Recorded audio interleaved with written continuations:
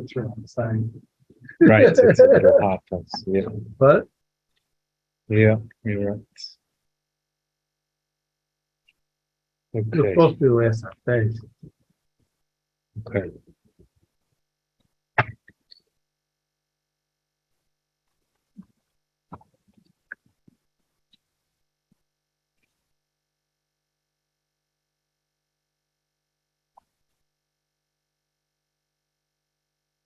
Okay, how about, okay, let's just start. Let me see if I could see everyone else. And they could what? See who? Everyone's on video. Okay. Davis. Who else? Oh, here we go. 2 Gureviches. 3 Gureviches. 3, 2, 3. Yeah, okay. Okay, first of all, I think if I see correctly, maybe my mother's on. Okay. So just want to say hi, mommy. L'chaim. Hi, Folik. Yeah. Okay. If you have, I guess, yeah, if you could go mute and then be able to start. I just wanted to say, I guess this should be our full shlema kroiva for Chana Baskittel. My mother's in process of getting fully better, and so l'chaim should have our full shlema kroiva.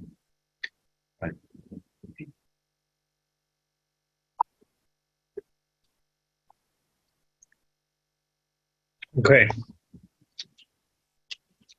There was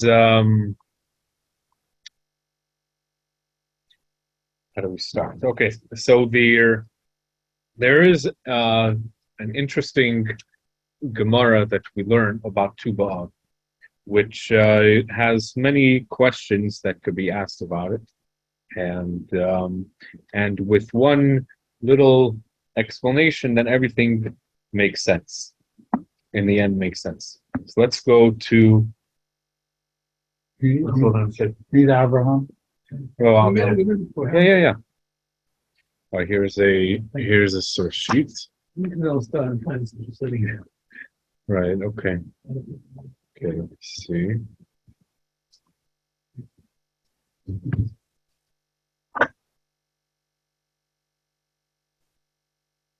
Okay.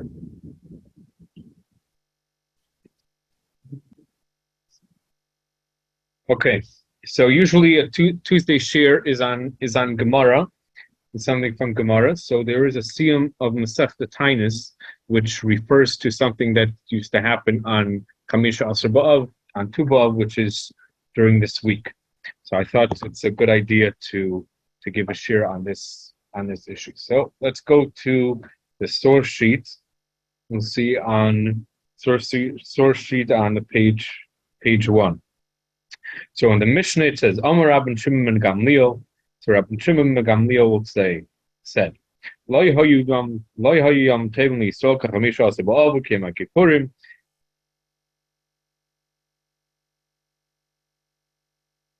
So there were no better days for Yidden like the 15th day above, and like Yom Kippurim, Shavem B'nai Yerushalayim, the daughters of Yerushalayim would go out, Yotzes B'chlei Lavin She'ulin, they would go in borrowed, they would shear white clothing, Shle'levayis as Misha'in Loi, to not embarrass one that didn't have, and Kol HaKelim to an Tefillah.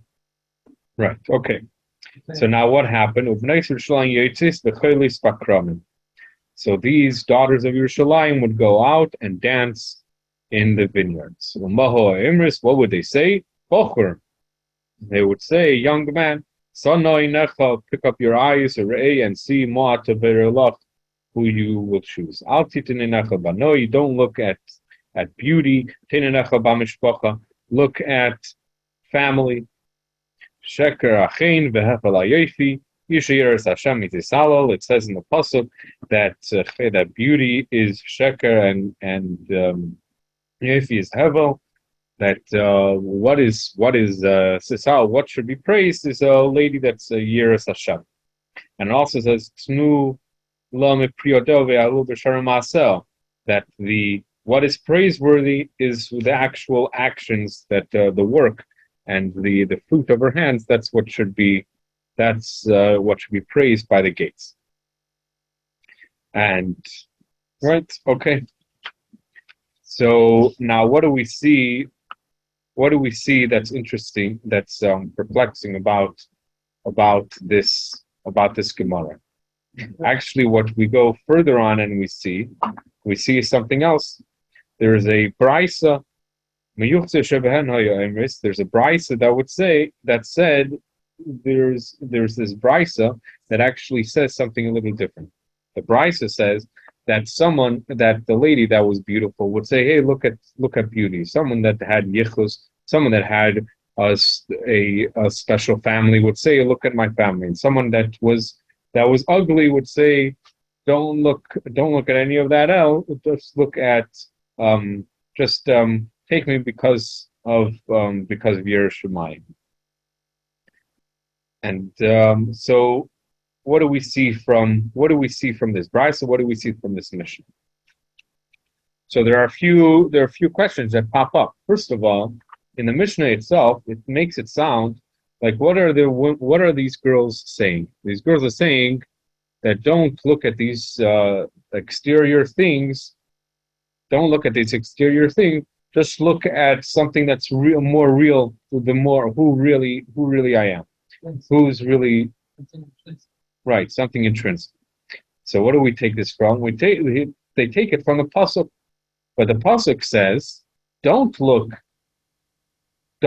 at Chen, don't look at Yoifi, only look at your Shemayim."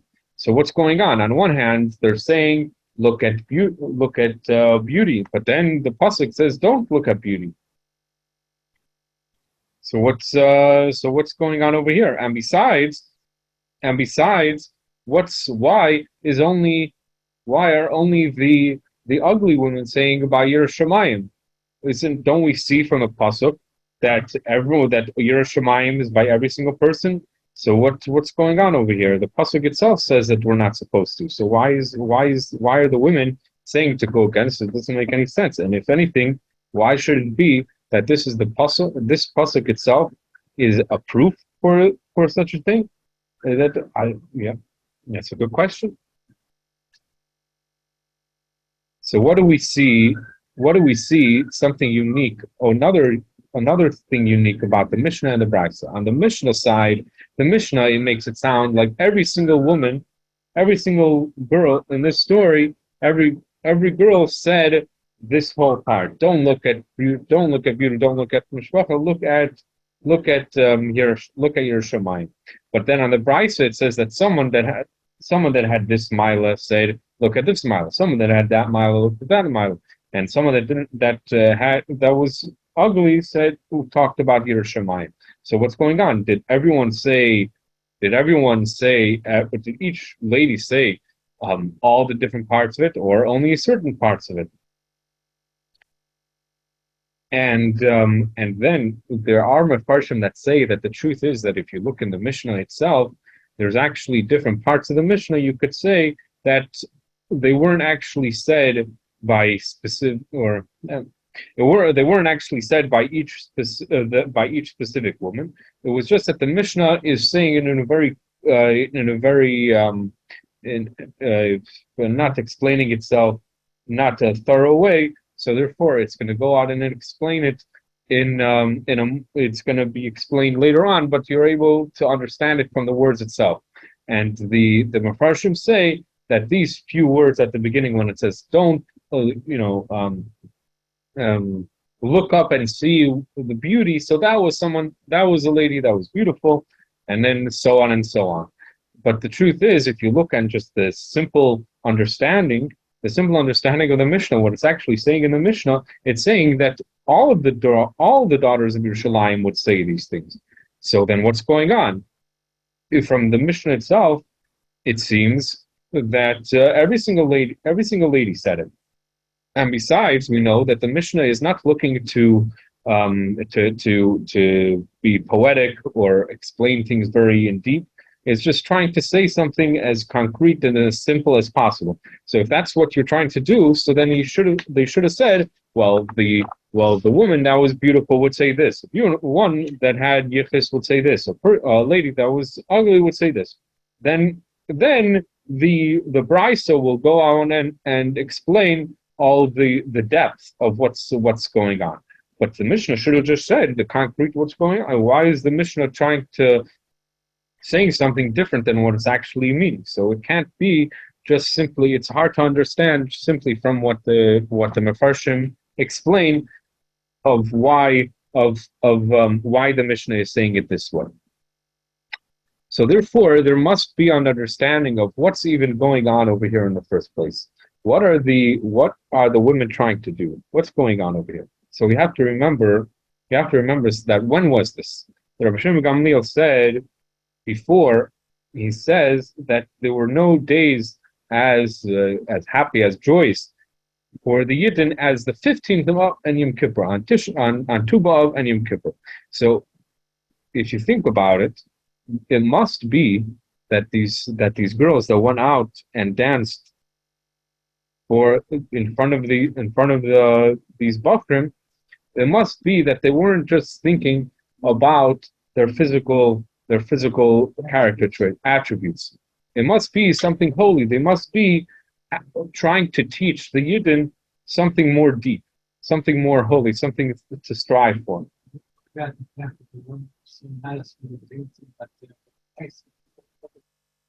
Right. So there must be something very, very something more deep than just the physical appearance. It must be something. On Yom Kippur, what's going on over here? So it's obviously understood that there must be something more deep, and not just that, but it must be, being that it's in the Gemara, and it's actually at the end of the Masechtas, end of Masechta Taina. So there must be something that they're trying to teach the Yidden. There must be something going on over here. So let's look at exactly what's the wording that they say. They say Si'u. They say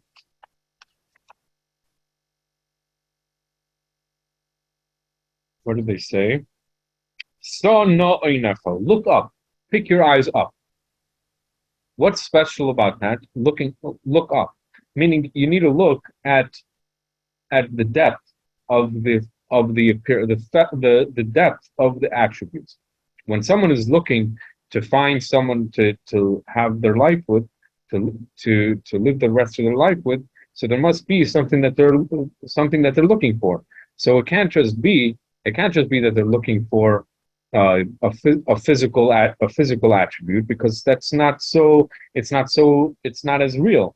But the truth is, if you look deep into it, the truth is that something that comes out into a physical attribute, a physical appearance, it's not that it comes from the physical, but really it's coming as an offshoot from something more spiritual, something more innate. So even, for example, even when the women were saying that look at the beauty, they weren't just saying look at the physical beauty. They're asking the boys to look at where the beauty was coming from. Realize what's the beauty from? Even the spiritual beauty. What's the beauty coming from? Beauty is something that can be seen with the eyes. So it's tangible, but it's coming from something more innate. And we see that's why the Mishnah is really saying that all of the women would say the same thing. In the Mishnah, it says that each woman would say about Yiras Shamayim. The main thing that the Mishnah is trying to say is that every single woman has Yiras Shamayim, and that's really what we're looking. That's what we're looking for. And then let's go through all the details. By the woman that had beauty. So what does beauty mean? Beauty in regards to Yiras Shamayim means that the Yiras Shamayim of a Jew is not just an innate feeling. It's not just the DNA of a Jew, but it also it also was brought out into the person's in the person's osmosis, the person's surroundings, that the person grew up in such an environment. But not just that, but even the person's character traits and the way the person acts and reacts is the way of that's an innate feeling, their innate DNA of a Jew, of Yerushalayim, also can be seen. That's what it means. That's what it means, beauty. That the boys should look up, should pick their eyes up, but not just see the physical beauty and even the spiritual beauty, but realize where it's coming from. It's really coming from Yerushalayim. It's really coming from Yerushalayim. And then when we look at the person's mishpacha, the person's yichus, it's not that the person's looking at the technicality of where the family is from, but that the genealogy, we're looking at that it actually changed the person and actually became an innate thing in the person, that the person is like, these are that this is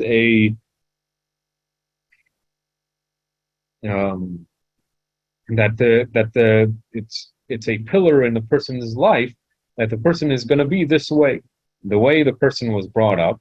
So the chances are that the person is going to, when the person creates their own family will also be in the same, with that same pillar, because it's so innate.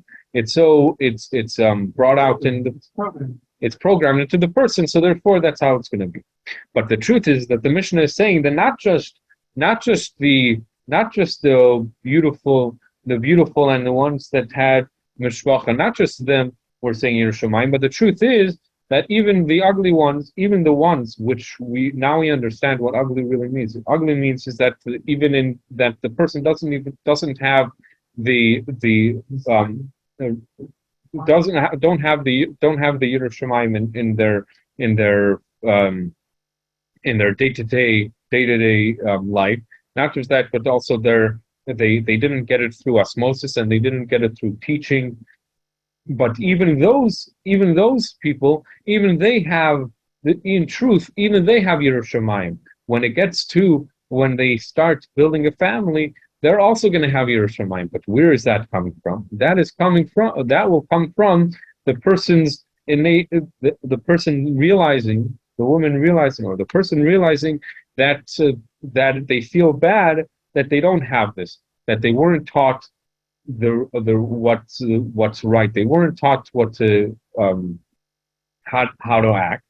But because of that, they realize that it's not really coming from them. It's really coming from Hashem, and therefore they have the power of Hashem in their life. And in the truth, their family will be more innately connected to Hashem, because it's going to be fully just from Hashem's power. It's not coming from their own work. It's not coming from their own innate work. It's not coming from the work that they got from their parents or their teachers, because they didn't have that.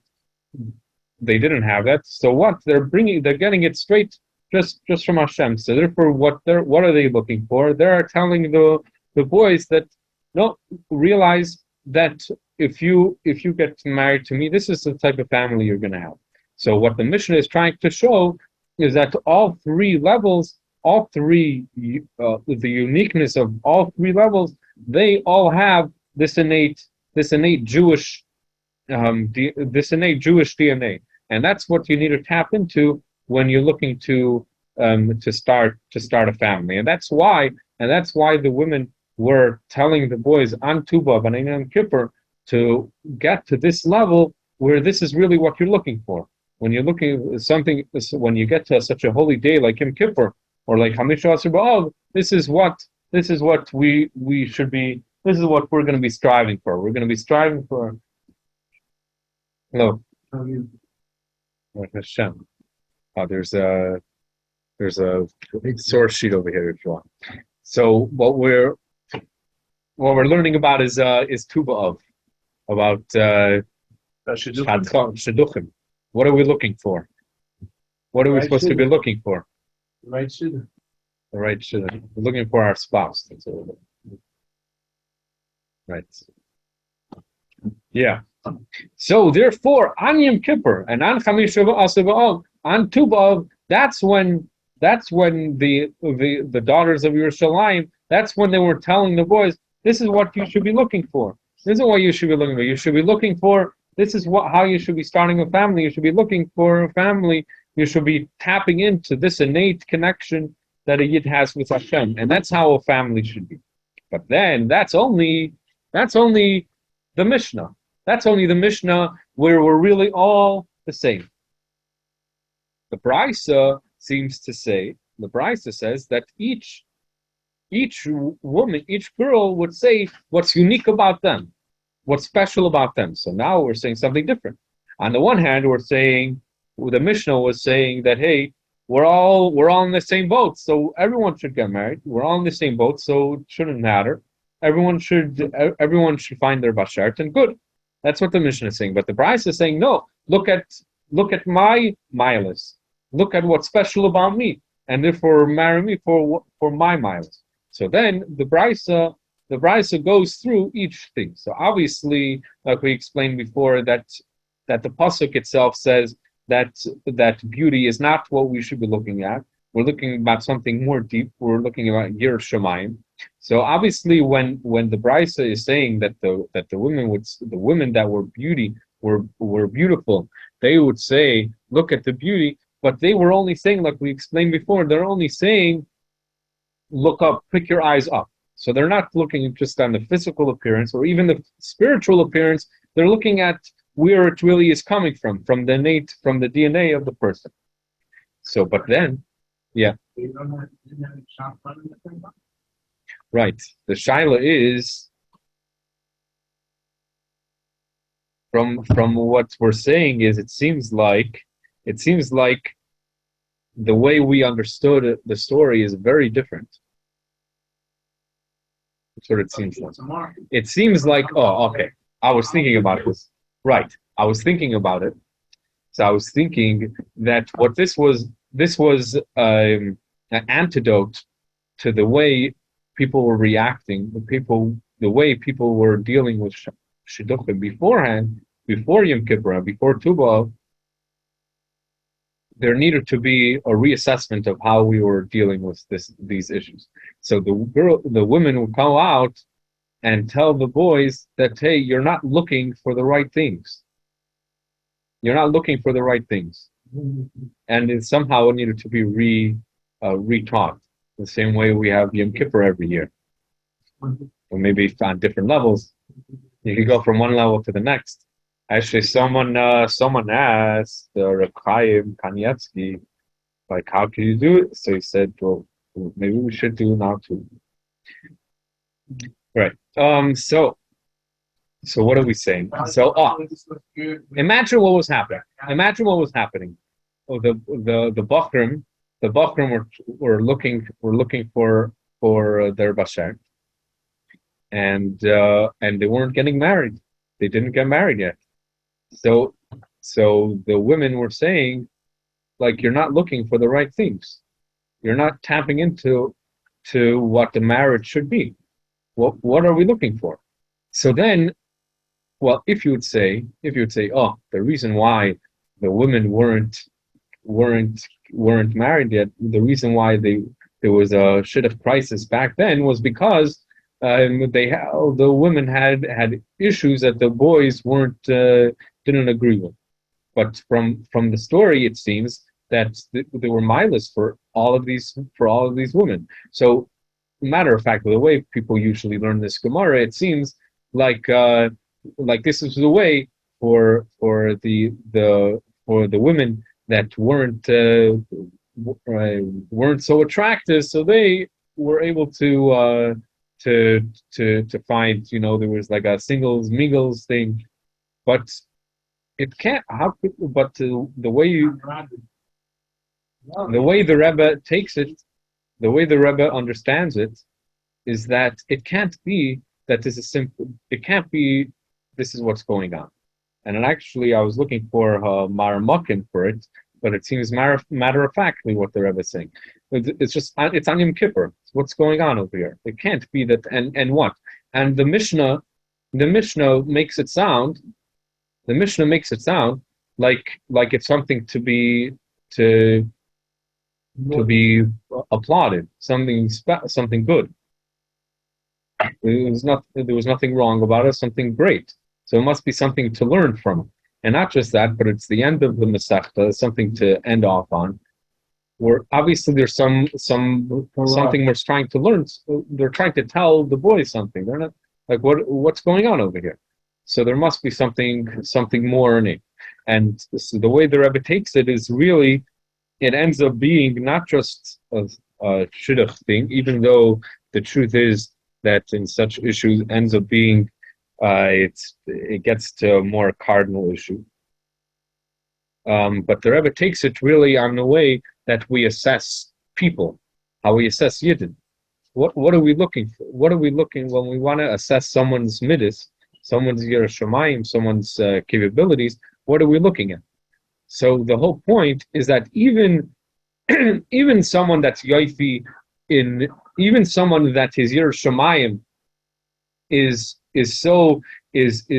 palpable, something that can be seen. Even that, the women are saying that don't just look at that appearance, what you actually see. Look at what's more deep, because really there's so much more there. Because what are we looking for? What are we looking for when we're starting a family? We're not looking just for the person. We're looking to start the family. So we want it not just to be my own what's good about me. It needs to be that I'm able to teach it over and give it over to the rest of the family that's going to be coming up. So it must be something more. So even the yoifi, even the ones that are beautiful, even them, you want that the children would also be like this. So there must be something more innate. There must be something more innate. So that's what the Mishnah is saying, that we all have that. We all have that DNA. That DNA comes not just from our close family, but it's really coming from our ancestor, from Sarah, Rivka, Rachel, and Leah. That's where it's coming from. That it's so real that it will also go into our children and children's children. That's what we're trying to see.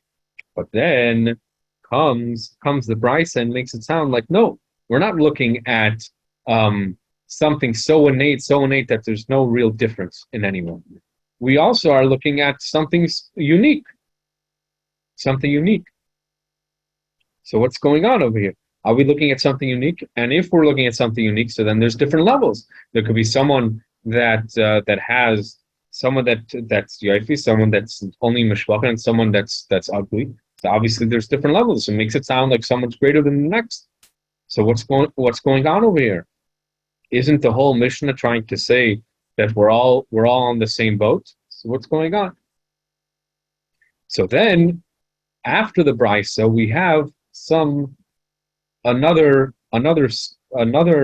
part of the Gemara that is actually the end of the entire Masechta. So with that, it's actually a famous song by Mordechai ben David. Someone here knows Mordechai ben David? Are you a fan of Avram Fried or Mordechai ben David? Or both? Or neither? Yeah, Abishba. Yeah, he's good. You grew up with him? Yeah, he's good. Yeah.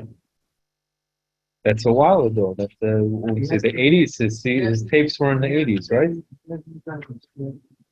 Yeah. Right. He sings with his children. Yeah. Yeah, he sings by the Sea of Mashas. He sings. Yeah. Okay. So the end of the Gemara is as follows. Where is it?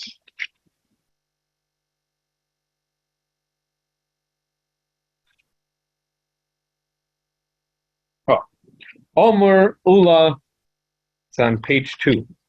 Omar Ula Bira Omar Rabbi Lazar. So Ula from the city of Yira'ah. How do you say that? Okay. In the name of Rabbi Lazar. Asid HaKadosh Baruch Hu. Asid, in the time of Mashiach. HaKadosh Baruch Hu, Hashem, will make a machol for tzaddikim. Will make the tzaddikim dance.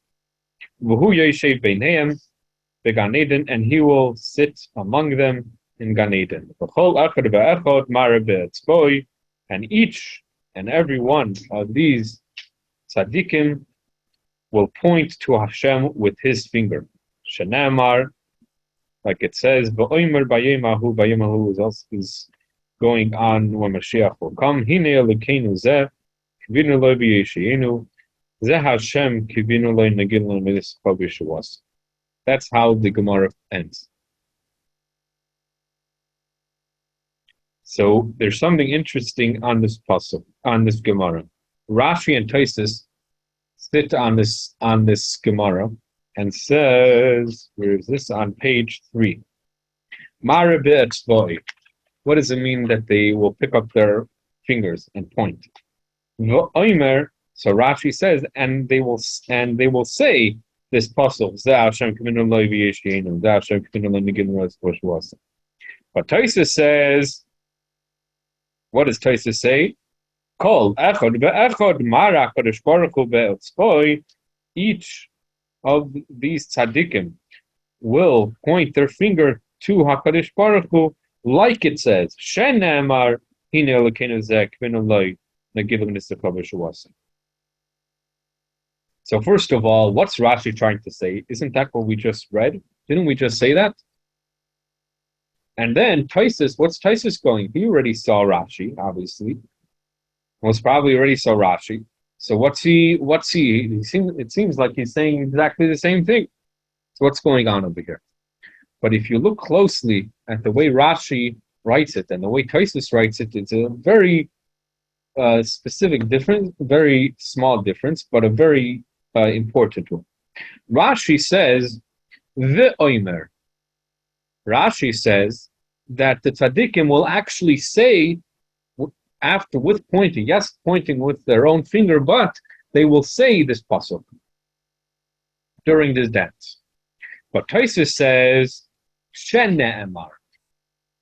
When you look at if you go back to the Gemara, what does the Gemara say? The Gemara just says Shene'emar. It doesn't say V'am. There's a very small difference in the way Rashi changes the wording of the Gemara. So the Rashi says, page 3. So Rashi takes that Gemara and says that the tzaddikim would actually say this pasuk when Mashiach will come. But Taisus says that no, they won't say it. It's just that this pasuk is a proof that this will happen. Because if you look at the pasuk actually says that zeh. What does zeh mean? We see that all over like zeh kelivan veyu, that it was so obvious to them, it was so real to them that they were able to look and point.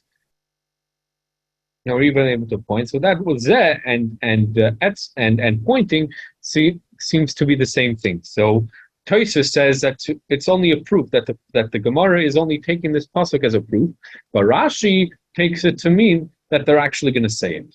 So what's going on? Are they going to say it or not? So the truth is, in the times of Mashiach, there's two stages. And let's go back to this whole story with Tubal, with the dance of the women in front of the boys, and what they told the boys, and then we'll get to the issue, the difference between the Mishnah and the Brisa, and we'll see also that this is the same difference between Rashi and Taisus, and the difference between the beginning of Mashiach and later on. So when we look at it, the way Yidden dance, even you'd say even those that aren't so observant. So what do they have? What do Jews have? The Jewish dance is the hora. When you dance in a circle, that's the Jewish dance. And we see anytime we have a dance, it's always many times it's in a circle. That's one of the dances that is a Jewish dance. So what do we see? What's this the significance of a dance in a circle?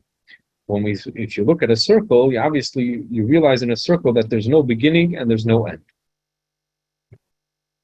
which means it's Ein Sof. It never ends.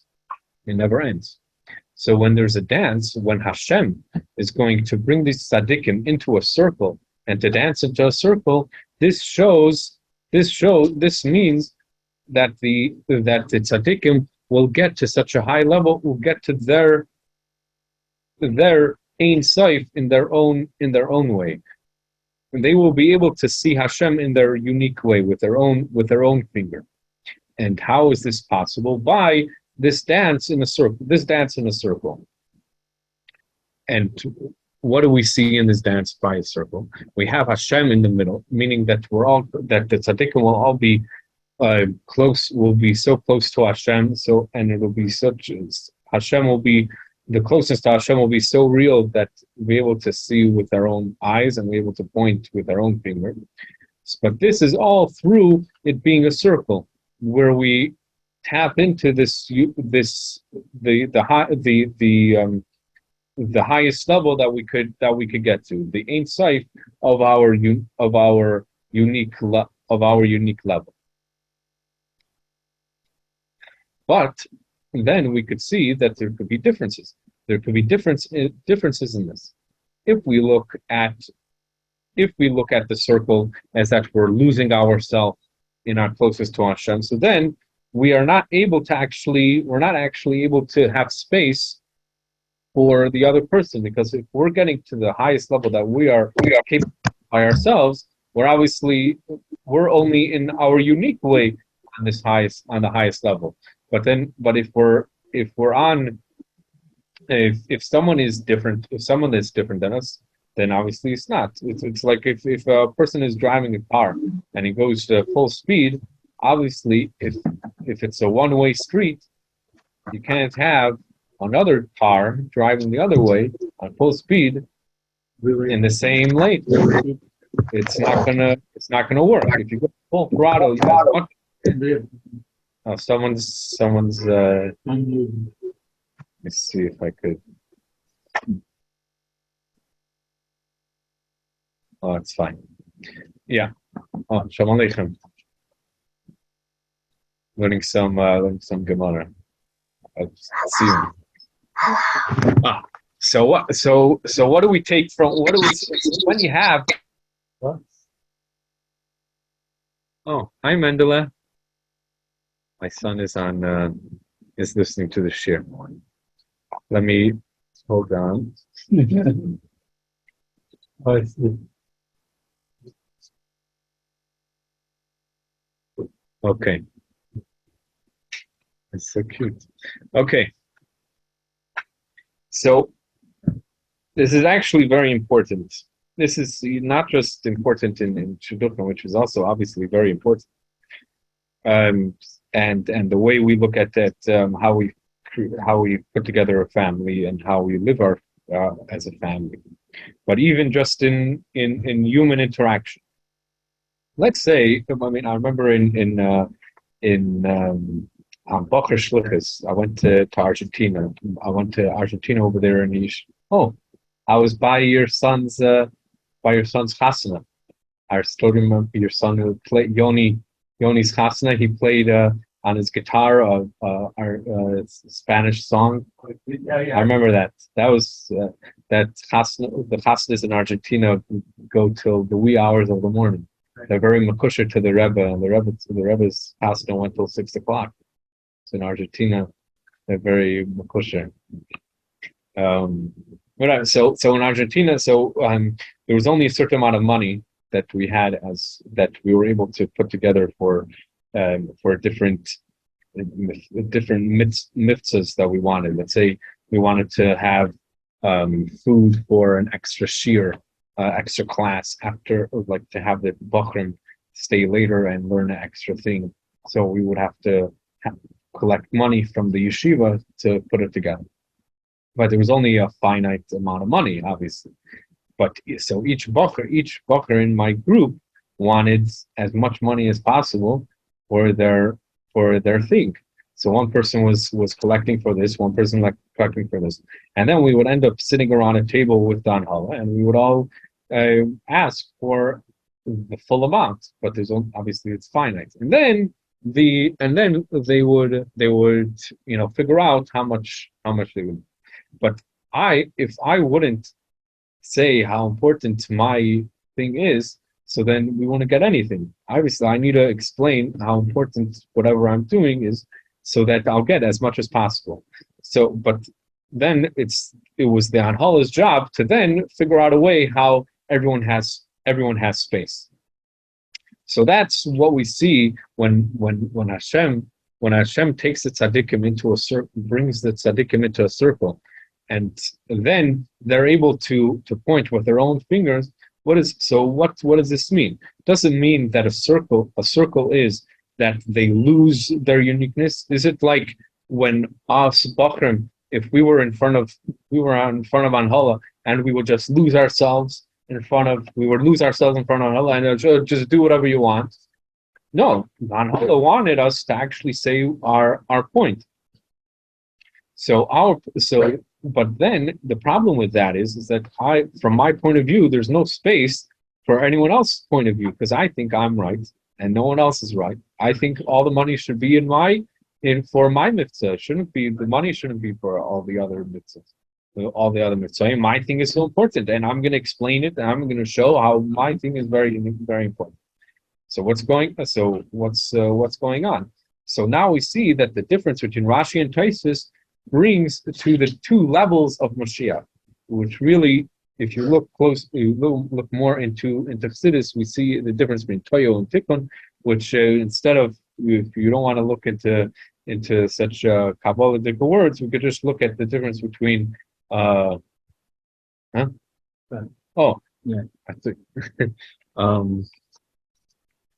here. Which page is Rashi? It's page 3 technically, but I'm going around. So what the difference really is between a child and an adult. When a child feels happy, a child is happy, fully happy. When a child has a temper tantrum, is like the world just caved in, completely. But then in a split second, this child could be completely happy in a split second. So what's going on? So obviously, someone that's on that level, when there's not enough space in the capacity for the person to have differences in the person's feelings, so then it's going to be completely this way or completely that way. But that's only a level of a child. When a person gets older, when a person's more mature, then they're able to put things into perspective. Yes, they're happy, but they're happy to this aspect. Or let's say, getting back to that thing with the differences of the Bachrim. It's possible for the Bachrim to realize that, hey, I don't need all the money. There's obviously importance in the other side, and yes, I think my thing is very, very important. But I'm big enough, and I have enough space in my psyche to have space for someone else, and space for someone else to also be important, also be heard. So getting back to that circle is the circle that the tzaddikim will lose themselves in Hashem, and therefore they won't have space. They won't have space for the other, because they will be completely their highest level. Or like Rashi says, that the tzaddikim will actually say the pasuk when saying something. And when you say something, you're talking to someone else. People usually don't talk to themselves. When people talk, they're trying to speak. They're trying to explain something to someone else, which means there's obviously there needs to be space for someone else in order for the person to be able to talk to that person. So when the tzaddikim are able to, in front of Hashem, in the circle where they're getting in they're getting to ein sight of their expertise, and even over there able to talk. It means that the tzaddikim will even have space for the other tzaddik. But that, the truth is only the second level. That's only the second level of the second level of Geula. Because at first, when we work on ourselves, when the tzaddikim get to a level of a tzaddik, so they're using their own expertise. Obviously, they're using, like we explained before, the different levels of the women on Tuba, the different levels. Yes, either it's Yaifi where the Yerushalayim is so intrinsic and so palpable, even in their physical beauty. That's how from all the levels, even down to physical beauty, or the level where the mishpacha, where the osmosis and the pillars of the person, you're going in the. If you want other papers, you could have these also. Oh, where I'm up to, I'm going around.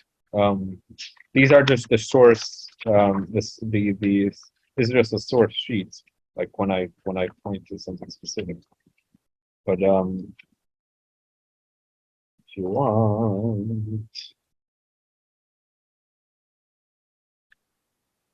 we passed Amar Ula Amar Rabbi Elazar. yeah. Okay, so I'll catch up. Yeah. Right. So when you have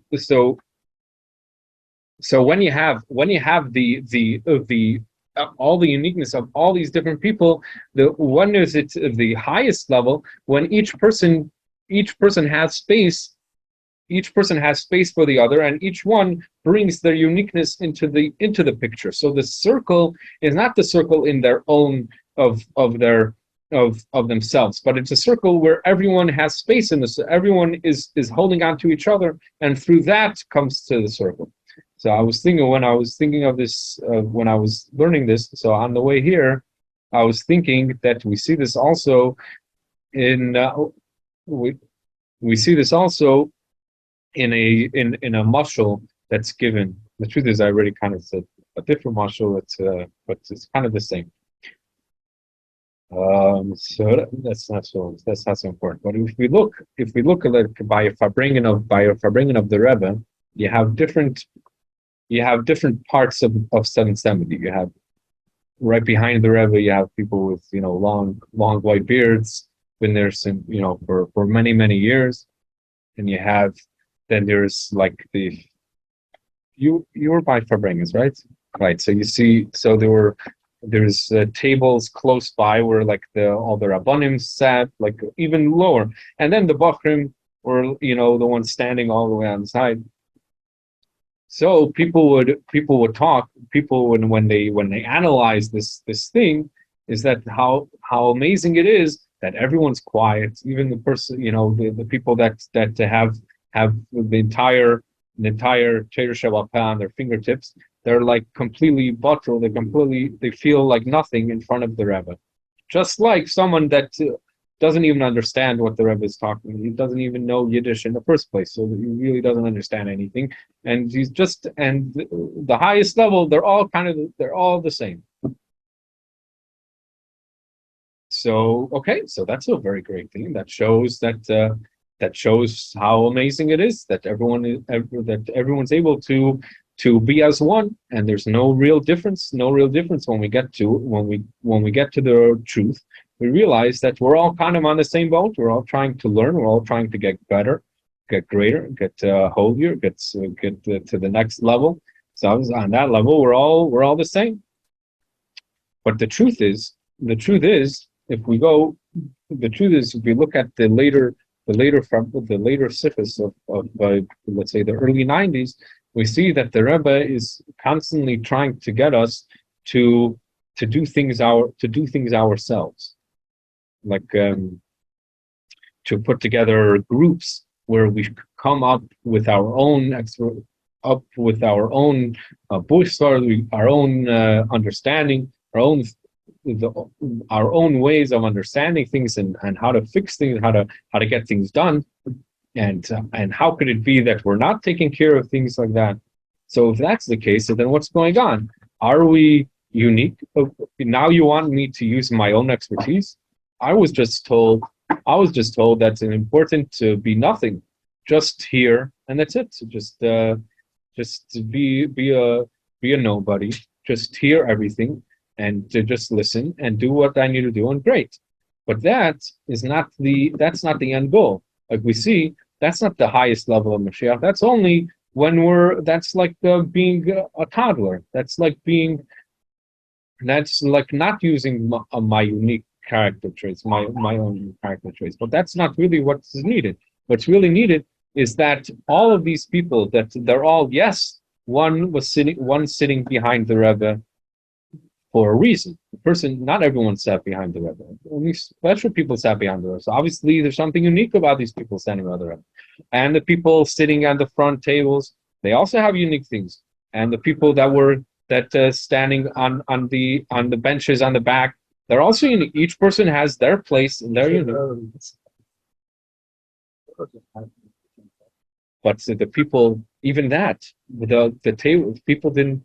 There were people that felt bad, right? And then there were people that felt bad that they were going to sit by the table. So. Right? Yeah, I hear. But the truth is that everyone has their makom k'vua. Sometimes everyone has the same makom k'vua. So each person has their uniqueness, and what's important is what's the Rebbe saying? The Rebbe is saying is that each person, we need to come together and figure out ways together to use our own expertise, but bring our own expertise to the table, to the circle, and come up with solutions. So it's not that this person should be quiet, that person should be calm. Everyone should listen to this person, not to listen to it. Like everyone needs to talk. Everyone needs to come up with bring their own uniqueness to the table, and only then will there actually be what we're looking for. That's when we're actually going to be taking care of what we need. So if everyone were quiet, everyone's in their place and everyone's quiet, so that's not the end goal. Obviously, it's a very good if no one would have space, if people wouldn't be able to be quiet. Obviously there was a specialty, something special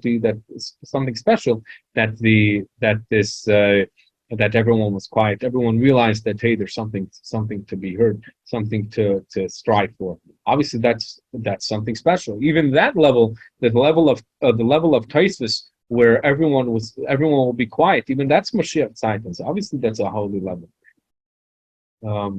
But obviously, that's not the end goal.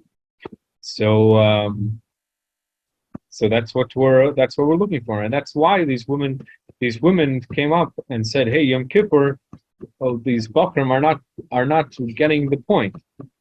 The Bakrim are not getting the point. We need to on Yom Kippur themselves. We need to get to this level where we all have the innate, the intrinsic value of a yid, but not just that." But each yid has something specific on that yid that only that yid could bring to the table, and through everyone's uniqueness that's brought to the table, then we're a full circle where we're all able to have space for each other and be close to Hashem. Fine. Yeah. Refuah Shlema to Chana Baskittel. That was Refuah Shlema.